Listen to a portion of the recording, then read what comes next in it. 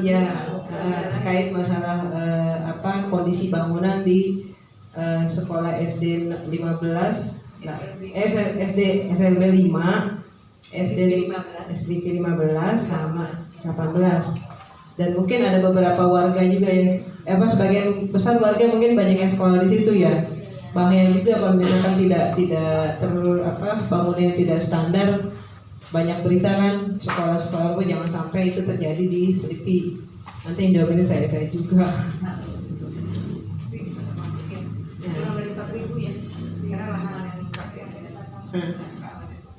Nah, saya nggak tahu batas-batasnya. Nanti mungkin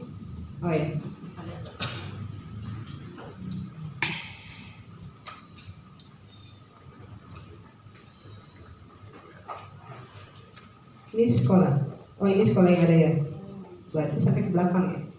Sebagian loksem ya. Iya.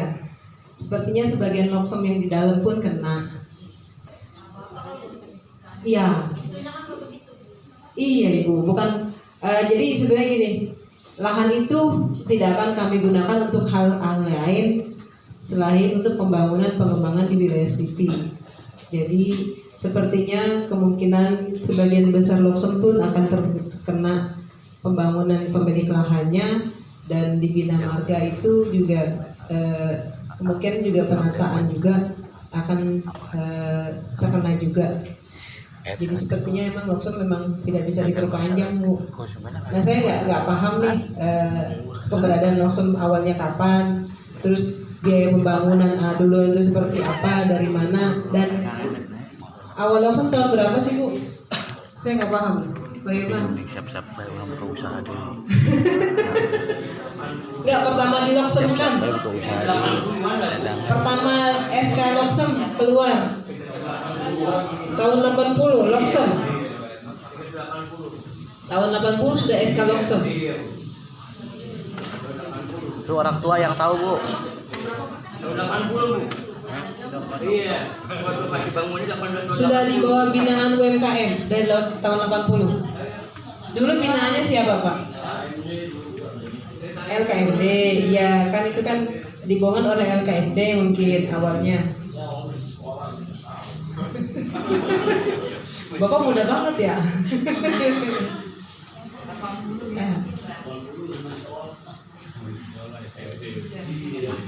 Iya. Nanti saya minta kopiannya, Bu ya. Sama terkait rencana itu ya juga. Iya, saya pernah ke sana, Ibu ya. Iya. Oh iya. Apa?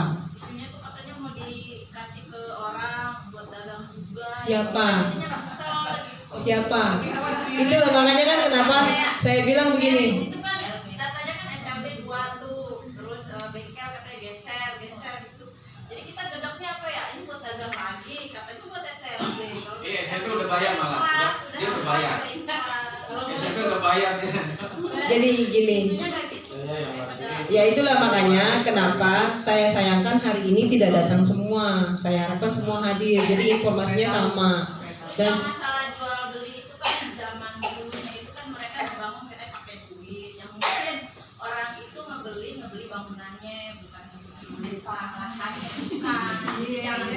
Jangan dikira ngebeli. Saya juga udah beli, maksudnya beli bangunannya. Kita kan ngebangun karena kan pakai duit Iya, betul. Bukan masalah jual belinya. Tapi loksem itu kan terbuka, nggak boleh dibangun. Iya. Kalau bangun harus izin dulu dari UKM. Dulunya kan nggak ada berita seperti itu, Pak. Dulunya juga bayar lancar, Bu. Oke, jadi gini, seandainya kalau memang loksem itu ada, pembangunannya biasanya dari CSR, itu ditata. Misalkan siapa, tapi CSR pun lihat apa jenis dagangannya. Kalau kuliner biasanya dari Sosro. Nah, saya bingung, loksem ini pasar, bukan loksem sebenarnya. Sebenarnya kalau itu standarnya bukan standar loksem sebenarnya ya. Kalau lihat dari kategori pergubnya, ya. Kalau misalkan dari saya pelajari dari pergubnya itu ada beberapa yang tidak sesuai dengan ketentuan dari pergub untuk dagangnya, dan beberapa masukan juga terkait transaksi dan segala macam. Saya dapat informasi seperti itu. Makanya mohon maaf tahun kemarin saya belum bisa fokus untuk pembinaan langsung, tapi informasi tetap saya dapat, pembinaan dan segala macam saya dapat informasinya. Nah, terkait tahun ini kenapa saya harus turun langsung, karena saya harus asosialisasikan langsung terkait program dari pemerintah DKI, khususnya di Pak Wali Jakarta Barat, termasuk juga ternyata dari pendidikan pun ada program lagi untuk sekolahnya. Total, rehab total 3 sekolah sekaligus di situ untuk kepentingan pendidikan anak-anak Bapak Ibu sekalian. Ya, nanti kan kalau sudah tertata dengan baik, mereka juga bisa akreditasi dan standarisasinya bisa dikembangkan lagi. Murid-muridnya juga bisa bertambah, dan standar mereka juga pendidikan mereka mutu pendidikan mereka juga akan lebih meningkat lagi. Ya, SMP-nya kasihan. Saya pernah ke situ, Bu. Mungkin gitu. Secara garis besar sih sepertinya Loksem tidak bisa diperpanjang oleh kami. Mohon maklumnya dari para pedagang Loksem. Tapi saya akan tetap berkoordinasi dengan UMKM, dengan Bina Marga untuk kejelasan pemanfaatan lahan itu. Tidak pernah ada niatan saya untuk memindahkan dari pedagang satu ke pedagang yang lain. Ibu pernah lihat saya datang ke Loksem? Pernah lihat saya transaksi ke situ? Pernah ada pedagang yang saya panggil? Nggak ada kan? Iya, saya hanya lihat, hanya mantau dan hanya mendapatkan laporan dari yang membina, Bu Yuni, Pak Usman, Pak Makmun dan segala macam. Saya saring, tidak saya telah mentah-mentah juga, saya tetap koordinasikan. Makanya saya tetap berkoordinasi sama pemilik aset. Tidak ada pemikiran saya, kebencian saya atau tidak suka saya dengan keberadaan Loksem. Saya suka belanja kok di situ gitu loh. Saya juga suka beli sayur, beli apa gitu di situ gitu loh. Saya mungkin saat-saat masyarakat di situ juga saya yakin terbantu gitu loh. Cuma apa daya kalau misalkan mungkin nanti ada solusi selanjutnya, bagaimana nanti ibu-ibu silakan berkoordinasi dengan apabila ada pemilik lahan yang ingin menyewakan di situ. Biasanya suka ada tuh yang punya lahan kosong disewa-sewain, dibikin bangun jadi buat pasar. Iya, kayak di Palmerah pernah tuh di RW 17 akhirnya jadi pasar, ditata lahan kosong itu gitu. Tapi untuk yang Loksem ini, LKM ini, mohon maaf sepertinya tidak bisa dilanjutkan karena pemilik lahannya akan menggunakan untuk kepentingan dari putra-putri Bapak Ibu sekalian juga. Juga kepentingan dari warga di sekitar situ pada saat nanti jadi kawasan wisata. Insya Allah kalau misalkan Bapak Ibu semua dukung penataan ini, semua akan ada hasilnya, Bu.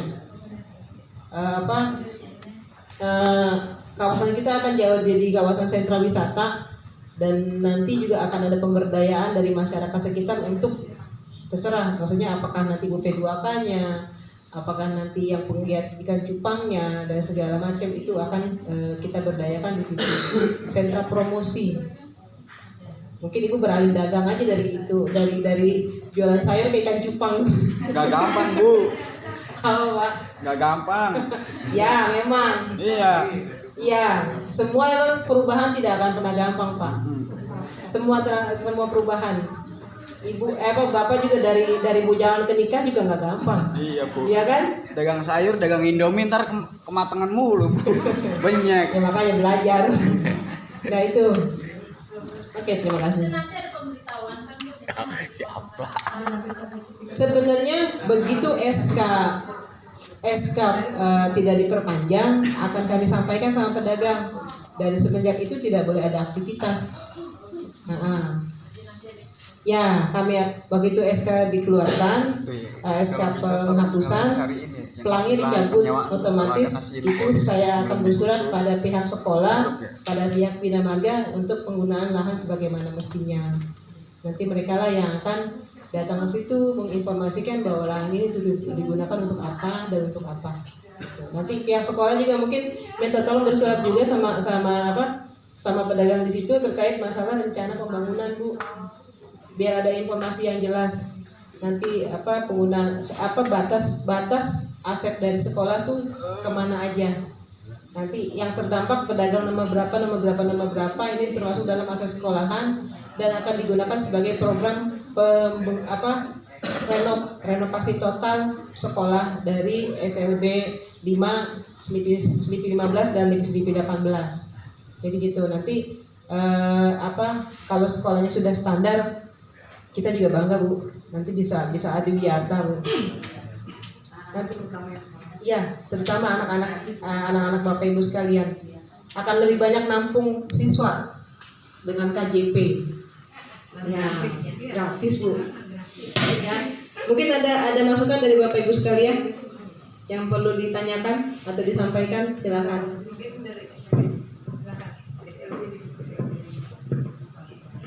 Bismillahirrahmanirrahim. Assalamualaikum warahmatullahi wabarakatuh. Ya, perkenalkan, saya Kepala Sekolah SMP 5, Ibu Eni Pujasuti.